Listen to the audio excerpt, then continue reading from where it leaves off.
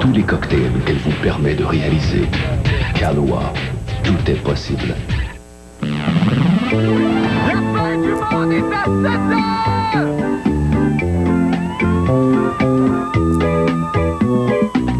La fin du monde est à 7 heures, annonçait le téléviseur. La fin du monde est à 7 heures. Avant d'aller voir les amis, il faudra leur téléphoner. Il y a un temps pour chaque chose, la vie, elle, ce n'est pas rose. La fin du monde est à 7 heures. Nous sommes 3 heures après la fin du Le ciel s'est enfin mis d'accord, éliminons de l'univers la race humaine vers la mort. La parole est à Jupiter, envoyons donc un météore sur cette engeance que j'aborde, sauf sur Gertrude que j'adore. Jeudi 14 octobre 1999, un jeune prodige de la science de 16 ans fait la leçon à la communauté médicale. Ah, passons vite par-dessus cette manchette, j'ai tellement une bonne blague pour la prochaine. Écoutez bien ça, les pères blancs partent en guerre contre un organisme qui vient en aide aux toxicomanes. Leur position est claire, c'est le monsieur par-dessus la madame. Là, comprenez-vous, c'est parce que les pères blancs sont des missionnaires, et la position du missionnaire, c'est le monsieur par-dessus la madame. Oh, pour mes blagues compliquées, n'apprendrai-je donc jamais? Ah, bonne fête du monde, mesdames et messieurs, tout d'abord, des nouvelles de moi. Oh, que je suis nostalgique. Ah, je m'ennuie, moi, des vieilles émissions un peu quétaines, là, avec des concepts complètement dépassés, des personnages unidimensionnels qui débitent des niaiseries sur un ton artificiel. Oui, je m'ennuie beaucoup de 4,5. J'ai plus le temps d'écouter le lundi soir, mais plus encore, je m'ennuie des émissions comme La famille Stone ou Papa a raison, où les grandes vérités de la vie est expliquées de façon simple et bon enfant. Et il me semble que ce serait tellement une bonne façon d'expliquer les événements de l'actualité. C'est vrai, ce serait beaucoup plus facile, par exemple, pour vulgariser l'information, on comprendrait mieux, par exemple, cette disposition, qu'a pris le ministre canadien de la Santé, M. Allen Rock, pour que des personnes malades puissent fumer du pot. Mais j'y pense, donc! C'est justement ce que j'ai tapé cet après-midi. Moi, tu parles d'un tabarnak d'adon, toi? Pardon, excusez-moi. Je vous ai tutoyé. Alors, ne perdons plus de temps et regardons tous ensemble le premier épisode de La Brèche a raison.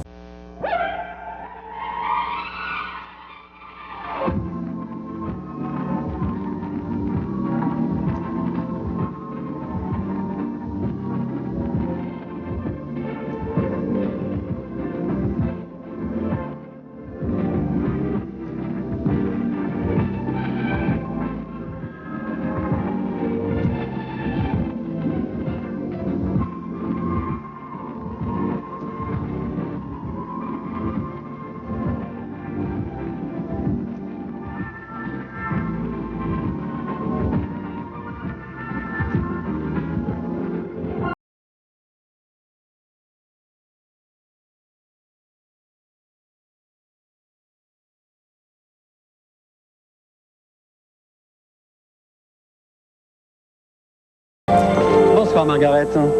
Bonsoir, Marc. Bonsoir, Kitty. Kitty, combien de fois t'ai-je demandé de ne pas te tenir debout sur ta chaise? Chérie, Oui, Bud? il est encore dans le garage à respirer les émanations de gaz de ma voiture. Ah, ce Bud. Ah! Bonjour, papa. Bonsoir, Bud. Ouf, la journée a été très longue au bureau. Oh, tu dois être si fatigué. Laisse tout tomber, chérie. Je t'apporte ton martini. Et qu'est-ce que tu nous as préparé pour dîner? Mais voyons, chérie, c'est jeudi. Hein? Et le jeudi, c'est... La poule au pot. Chérie, tu te rappelles que samedi, nous allons chez ma mère. Et que demain, nous recevons ton patron, le révérend Honeycutt, son épouse Maureen et leurs jumelles, Trixie Belle et Babalou. Chouette. Oui, je t'avouerai, Margaret, que je n'aime pas tellement voir Babalou Honeycutt dans ma maison. N'a-t-elle pas eu récemment un problème de drogue? Mais voyons, chérie, tu sais bien qu'elle est malade. Mais oui, elle est en phase terminale. Mais elle vomit partout. Oh, ce n'est pas grave, puisque dans 2 mois, elle sera morte. Si seulement elle pouvait fumer un peu de marijuana. Du pote. Quoi, mais nous n'avons pas le droit. Mais si! Allez, vite, ma pipe et mes pantoufles, je vais tout vous expliquer. Pas trop compliqué, chérie. Je ne suis qu'une femme. Tu verras, mon ange, ce sera tout simple. Voilà, le ministre... Ministre. Oui, le ministre de la Santé, M. Allen Rock, a décidé que quelques individus qui étaient très malades... Comme la fois où j'ai eu la pinotte. Pas la pinotte, mon chéri, la picotte. Faudra que je le note dans mon scrapbook de jeux de mots d'enfant. Oui, c'est comme une très grosse picotte, champion, mais qui te tue. Donc, ces personnes pouvaient fumer légalement de la drogue pour alléger leur souffrance, sauf que personne ne sait où prendre le cannabis, puisque la drogue, elle, demeure illégale. J'ai un aveu à vous faire. Assis-toi, Margaret. Merci, Marc. J'ai connu l'enfer de la drogue. Quand j'étais teenager au high school, j'ai mis une aspirine dans mon coca et j'ai déféqué sur tout le campus. Margaret!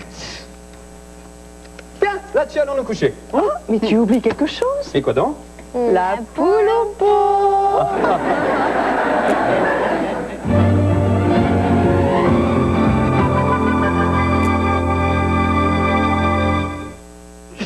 Maintenant, pour les nouvelles de la fin du monde, eh bien, le Canada recèle des personnalités qui savent se distinguer dans leur domaine et brillent par leur excellence. Des exemples? Alors, d'abord, Robert A. Mundell, nouveau prix Nobel d'économie, bravo.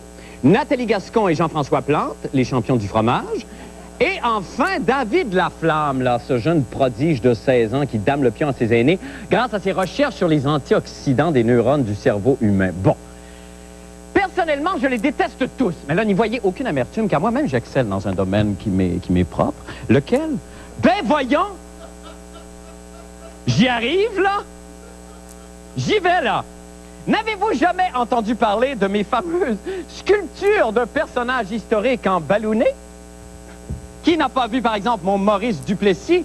Très réussi et mal au cœur, hein, merci. Et qui ne se souvient pas de ma représentation de l'inventeur des petits gâteaux Vachon, Madame Rosanna Vachon?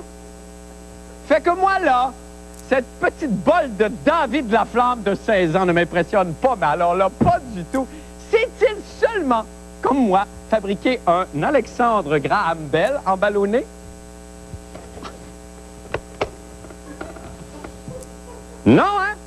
Jean-René Dufort est allé lui dire ma façon de penser. On écoute, je restitue.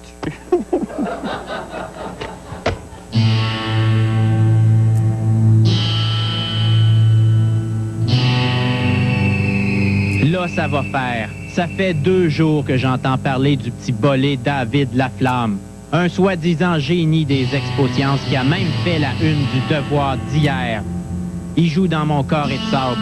M'a va y expliquer, moi, qu'il y a de la place à Montréal pour un seul nerd, moi. Il a beau faire son frais dans son kiosque du Congrès des médecins. C'est moi la tronche de la métropole, puis il y a rien qu'une façon de régler ça, en duel.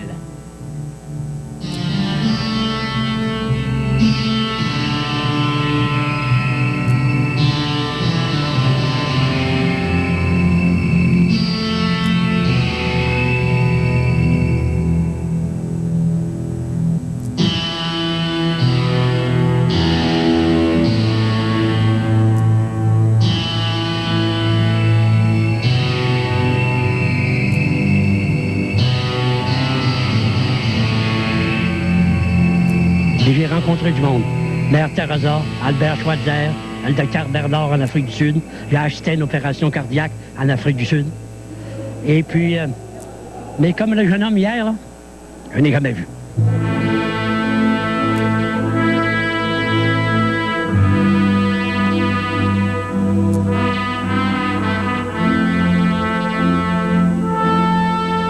C'est qui le coach du Canadien de Montréal?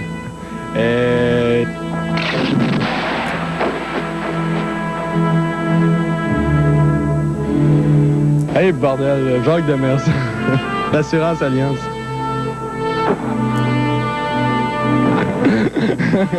C'est quoi son mot du nom? Alain Vigneault. OK, c'est ça. Il ne peut en avoir qu'un. Ici Jean-René Dufort, à Montréal.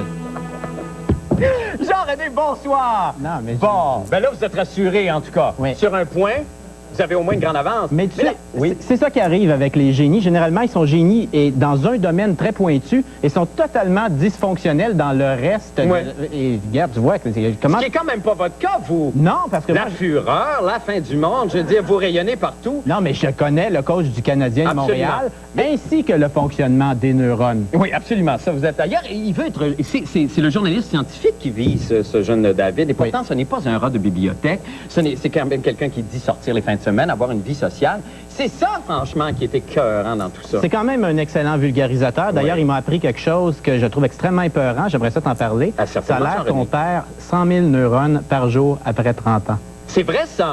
Mais il paraît que ça se régénère. C'est pas ça qui avançait, lui, qu'on croyait que ces neurones-là qui étaient mortes, finalement, pouvaient se régénérer. On pouvait se repeupler le cerveau.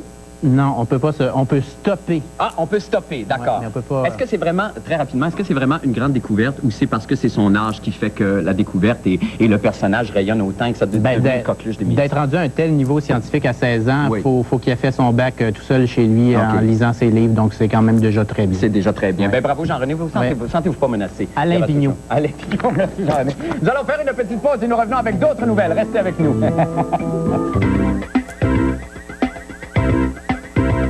Eh bien, un conflit très grave se déroule en ce moment sous nos yeux à Montréal. Vous avez d'un côté Cactus, un centre d'échange de seringues destiné aux toxicomanes, de l'autre les Pères Blancs, communauté de religieux missionnaires. La nature de la discorde, les responsables de Cactus veulent déménager leurs locaux au ras les Pères Blancs qui ne veulent rien savoir d'avoir des drogués dans leur voisinage. Voilà. Bon, ben là, je pense qu'il s'agit là encore une fois d'un autre conflit que seul moi pourrais régler grâce à mes fameuses ombres chinoises réconciliatrices. Ah! Robert Lepage. Bon, d'abord, le toxicomane. Ici, regardez le carton, là, c'est criant de vérité. Le toxicomane, on le voit bien. Je suis un toxicomane. Vient ensuite le Père Blanc, facilement reconnaissable à sa barbe blanche et à son air particulièrement catholique. Il a fallu que je me fasse enlever une jointure pour ça, hein? Des années de travail. Ensuite vient la colombe de paix et sa famille. Et là, le toxicomane, c'est moi, et le Père Blanc se serre la main. Ça, c'est pas au point encore. Et le conflit est réglé quand même. Ah, j'arrêterai donc jamais, moi, de semer l'amour autour de moi. Eh bien, on ne peut pas en dire autant d'Isabelle Maréchal. Non, mais qui a quand même tenu à rencontrer les antagonistes. On écoute. Bravo. Il me semble que Jésus-Christ a été assez clair là-dessus. Bienheureux les pauvres, les démunis, les désœuvrés. Est-ce qu'il aurait fallu en plus qu'il précise les toxicomanes pour que la petite communauté de Pères Blancs de la rue Saint-Hubert ne voit pas l'arrivée de Cactus dans le quartier comme la 8e plaie d'Égypte?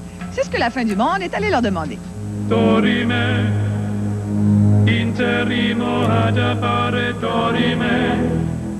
Vous êtes donc fait attaquer ici derrière là, votre maison. Derrière la maison, ici, là où est cette porte-là, le père était en train d'ouvrir la porte, le toxicomane a sauté dessus, l'a battu à coups de pied pour avoir de la drogue. C'était clair, c'est ce qu'il demandait, avoir l'argent pour s'acheter la drogue. Et il a laissé le père vraiment sans connaissance. Puis il est parti, on l'a retrouvé dans l'escalier, on a dû l'amener à l'hôpital par la suite. Donc c'est pour ça que vous en voulez pas, vous craignez pour votre sécurité? On craint pour la sécurité des pères. C'est un peu de notre... Et alors ici, dans cette descente du garage, il y a souvent, là, vous voyez le petit grillage qui est là-bas en bas. Alors, ils mettent leurs seringues dans ces petits grillages-là. Il faut les ramasser régulièrement parce que la police n'a pas le même ça, le trou ici. Alors, c'est reconnu que c'est un endroit où les drogués viennent. Ce qu'il ne faut pas oublier, c'est que quand on amène un centre comme Cactus, on protège nos enfants. On les infecte pas, on les protège. D'abord, on les éduque, il y a du monde qui se drogue. Deuxièmement, on les éduque qui vont peut-être coucher avec du monde qui sont déjà drogués. Donc, il faut qu'ils se protègent. Parce que la majorité des toxicomanes, ce sont des hétérosexuels qui vont avoir des partenaires non toxicomanes.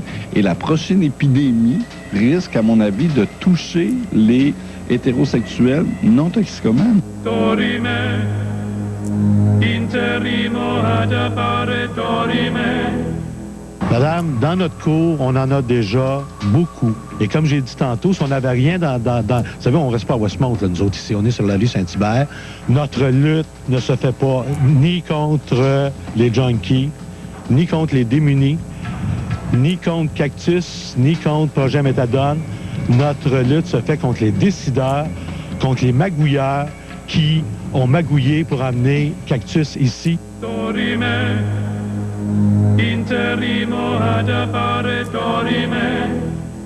4 millions de seringues plus tard, 10 ans de Cactus et de plus en plus de toxicomanes qui se piquent.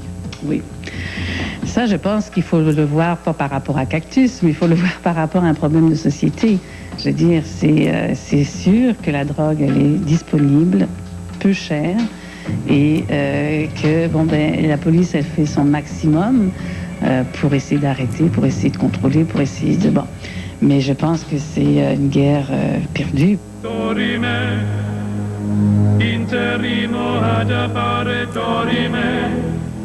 Et on revient encore une fois avec le syndrome pas dans ma cour. Isabelle, bonsoir. Bonsoir, Marc. Mais là, à partir de là, qu'est-ce qu'on peut faire? Est-ce que la ville peut intervenir? Est-ce que c'est vraiment une bataille perdue, comme on disait dans votre reportage? La guerre contre l'infection au sida par les toxicomanes est vraiment, se répand en ce moment à Montréal comme une traînée de poudre. Et il y a peut-être un point qu'il faudrait clarifier parce qu'on a souvent l'impression que ce sont les héroïnomanes qui se piquent le plus. Or, à Montréal, la cocaïne est beaucoup plus populaire que l'héroïne. Et les cocaïnomanes n'ont pas, comme les héroïnomanes, l'espèce d'alternative méthadone qui fait en sorte qu'on arrive à en sauver quand même beaucoup par année. Oui. Et donc, c'est très difficile à Montréal de contrôler. Donc, c'est pour ça que beaucoup d'intervenants disent, comme cette dame de Cactus, que la guerre est perdue contre la drogue par intraveineuse. Bon. En ce qui concerne Cactus et le quartier, les commerçants et autres gens qui vivent sur la rue Saint-Hubert, il va y avoir cohabitation, c'est sûr. Les Pères Blancs, hier, ont certainement eu des mots très malheureux. Oui. Ils nous l'ont dit aujourd'hui. On ne voulait pas que ça soit dit comme ça. Il y avait certainement d'autres façons de le dire. Il faut aussi comprendre qu'il y en a deux au cours des derniers mois qui se sont fait attaquer, dont celui à qui on a parlé dans notre reportage. Oui. Et ils ont une moyenne d'âge de 70 ans, les petits pères, là, pour pas dire les petits vieux. Ben alors, on comprend qu'ils peuvent avoir peur, et comme les autres gens. Mais tu sais, où on les met, les toxicomanes, où on met les gens qui sont comme ça marginalisés, il n'y a jamais de bon endroit. Ben non, effectivement. Merci Isabelle, merci infiniment. On va suivre le dossier. Oui, oui, d'accord. Nous allons faire une petite pause et nous revenons avec les sports. Et M. Paul Wood, je vous en prie, restez avec nous. Salut, ici Éric Martel du 96.9. C'est quoi? Demain matin, ayez trop de bonheur. Normand Bratois et Jean-René Dufort et toute l'équipe sont fiers de recevoir Danny Turcotte, alias Danny Verveine, avec Marie-Hélène qui a préparé les sandwichs au tofu. Ça va être bien bon. Demain, à C'est quoi? Tous les chemins y mènent. C'est le festival de la langoustine. Tous les jours, 10 langoustines pour 9,99 $. La Casa Grecque, maintenant 3 restaurants pour mieux vous servir. Sainte-Foy, Vanier et Beauport. J'ai remis de la vie et de la couleur dans mes cheveux. C'est une première en coloration permanente. Les laboratoires Garnier créent Nutris Masque Nutricolore. Il nourrit vos cheveux en même temps qu'il les colore. Comme un masque de beauté, mais pour vos cheveux. Nutris ajoute des revitalisants et de l'huile nutritive de fruits dans la couleur. On sent la différence. Et la couleur vibrante. Pour donner de l'éclat ou changer ou retrouver votre couleur d'origine. Nutris Masque Nutricolore, nouveau de laboratoire Garnier. Expert européen de la coloration à domicile. Vous êtes soucieux de l'air que vous respirez? Isolation Beauport vous propose cet échangeur d'air récupérateur de chaleur Vedmar. Fini la buée dans vos fenêtres et l'air vicié pour seulement 1 395 $ ou 28 $ par mois. Isolation Beauport, 663-6906. Dirigeant d'entreprise, vous êtes reconnu comme innovateur et leader dans votre secteur d'activité. Vous voulez faire connaître l'essor important que connaît votre entreprise? Renseignez-vous. Les capsules signées Québec sont toutes désignées. Pour plus d'informations, contactez le service des ventes de TQS au 624-2222. Ordinateur SCO, le plus grand centre d'informatique à Québec, vous invite à découvrir la différence. Des conseillers d'expérience qui savent répondre à vos questions. Un département de services ouverts quand vous en avez besoin. La qualité au prix que vous exigez. Comme cet ordinateur de série haute performance SCO Intel 433 à seulement 1 599 $ et ne payez qu'en avril 2000. Choisissez la performance. Exigez SCO. 1415 Jean Talon Sud, entre Charest. Tous les chemins y mènent. C'est le festival de la langoustine. Tous les jours, 10 langoustines pour 9,99 $. La Casa Grecque, maintenant 3 restaurants pour mieux vous servir. Sainte-Foy, Vanier et Beauport.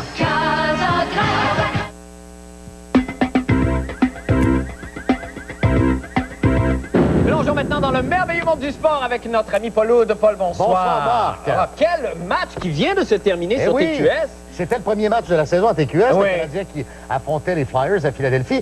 Et Marc, tu me disais justement pendant le match qu'il y avait des choses intéressante à retirer. C'est que de je ça. trouvais que c'était la première fois ce soir que le Canadien montrait quelque chose qu'il n'avait jamais montré depuis le début de la saison.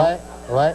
Et qu'est-ce qu'on peut en retirer? Je pense qu'il est trop tôt pour avoir des conclusions. Oui, je pense qu'il faut dormir là-dessus, Paul. Il faut prendre du recul et il ne faut pas se hasarder, comme beaucoup de chroniqueurs sportifs, à tout de suite poser un jugement. J'allais sans vous y dire qu'on avoir en parlerait demain, mais je suis même pas sûr si on va en reparler demain. Ça Moi, prend encore plus de temps que ça. j'attendrai au début de la semaine. N'empêche. Pourtant, ce qui est à retenir du Canadien, c'est qu'il y a eu une déclaration intéressante de l'entraîneur Alain Vigneault qui a été reprise, d'ailleurs, dans le Journal de Montréal de ce matin, où Vigneault disait et avouait qu'à défaut de talent, ce qu'il voulait, c'était la pédale dans le prélat. Ah, Seigneur Dieu! Il se disait satisfait de l'effort de ses joueurs, mais que ces gars-là avaient la pédale dans le prélat. Et cet après-midi, un joueur du Canadien a pris au mot Alain Vigneault. C'est vrai. Et a mis la pédale dans le prélat. Regardez bien ces images, un joueur du Canadien. Je sens que ça va être drôle. Coucou! Ah non, je suis dans le prélat! Ah non! Je suis dans le prélat! Coucou! La pédale dans le prélat. Mais c'est très drôle, parce que ça dépasse le premier Exactement, je sentais que vous alliez comprendre. La recrue Mike Ribeiro se présente en retard à l'aéroport hier. C'est pas vrai. Pour le vol en direction de Philadelphie. Mais surtout, il a commis un impair absolument impardonnable chez le Canadien. Il s'est présenté sans cravate. Ah mon Dieu, ça, ce qui ne se fait pas. Et les joueurs du Canadien sont tenus de porter les cravates et vestons lorsqu'ils volent sur des vols qu'on appelle réguliers. Même ceux qui ont du talent. Oui. OK. Non, ça n'a aucun rapport. Ah non, ça n'a pas de rapport, excusez-moi. Sur les vols non usés, Alain Vigneault leur permet de porter seulement le veston et peut-être un joli chandail, un col roulé, quelque chose comme ça. Mais Ribeiro, donc, devra faire face au comité de discipline du Canadien et c'est déjà fait d'ailleurs. Il pourrait se faire mettre à l'amende pour ça. Ribeiro a donc dû faire face au comité de discipline du Canadien, comme en témoignent d'ailleurs ces images qui ont été tournées dans le stationnement de l'hôtel où logeait l'équipe à Philadelphie. On voit la direction du Canadien qui s'assure que le jeune recrue, Mike Ribeiro, comprendra une fois pour toutes qu'on doit porter une cravate quand on voyage avec le Canadien. Oui. D'accord? Oui. Et puis, en terminant rapidement, vous vous rappelez nos filles de rugby la semaine dernière? Ben, qui ne s'en souvient pas? Par le petit parc? Ben, je me souviens très bien qu'ils vous ont carrément fait sentir un homme. Exactement. Eh bien, elles ont gagné leur premier match en Nouvelle-Zélande, 18-16, contre les Américaines. Ça, c'est merveilleux. Et elles avaient battu une équipe néo-zélandaise de première division, 48-7. Elles jouent samedi contre la grosse équipe de Nouvelle-Zélande. Qui est évidemment les All Blacks de Nouvelle-Zélande. Oui. Mais quel match intéressant. Ah, c'était magnifique. Je suis pas capable encore, sur le coup d'émotion, d'en discuter tout de suite avec vous, L'attaque Paul. à 5, hein? Ah, étonnante, chez les deux équipes. À découvrir. Oui, nous allons faire une petite pause et nous revenons avec la météo. Pensez-y et méditez là-dessus. La fin du monde est à 7 heures! Les maisons de ville Formule Condo des immeubles victoriens, déjà la phase 4. C'est l'événement porte ouverte. On vous attend sur place. Venez voir de près l'un des plus beaux projets d'habitation. Ici, on vous construit la maison de vos rêves Formule Condo, de 3,5 à 7 pièces et demie sur 2 étages. Environnement paisible, tous les services à proximité. Les immeubles victoriens, le meilleur rapport qualité de vie. Au 1435 Félix-Antoine Savard, par le boulevard Charest, sortie Legendre. C'est l'événement porte ouverte. On vous attend. Notre façon de préparer le plus délicieux, le plus savoureux des sandwichs chaud au bœuf chez Subway, c'est d'y ajouter de la sauce HP. Subway vous présente le sous-marin steak et fromage à la sauce HP. De tendres et juteux morceaux de bœuf, avec du fromage fondu, servi chaud sur du pain frais du jour et assaisonné de sauce HP. Obtenez le gobelet Pepsi Twist & Go seulement chez Subway en choisissant le format de 32 onces avec... Eh bien, c'est le moment de jeter un coup d'œil maintenant au temps qu'il fera avec notre météorologue amateur de la semaine, le champion mondial, ex-champion mondial de trampoline, mais quand même, tout de même très habile, Dominique Dagenet. Bonsoir, Dominique. Bonsoir, Marc. Comment ça va? Ça va très bien toi-même. On doit geler, là, en ce moment. Ah, c'est fantastique, là, mais on pourrait peut-être monter le chauffage un peu, ça serait pas mal plus agréable. Alors, on va y aller d'abord avec les prévisions de ce soir et de demain. Demain, ciel variable avec un maximum de 13 et un minimum de 5. C'est merveilleux. Maintenant, je vais faire un beau mouvement. Comme vous le sentez, Dominique. Oh! Whoopalaï! Ah, ça, c'est un C'était magnifique! Merci! Merci beaucoup! Est-ce qu'on a le temps pour le mouvement? Oh, oui! Oh, bravo, Dominique! N'est-ce C'était pas? magnifique. Vous savez que notre réalisatrice, France Bertrand, est amoureuse de vous? N'est-ce pas? Je vous laisse là-dessus. On se reparle on se demain? revoit demain. OK, bye. À demain. Surveillez la chronique de la fin du monde dans le cahier week-end du Journal de Montréal et du Journal de Québec. Et lisez demain, dans le Journal de Montréal, la chronique de Marie Plourde.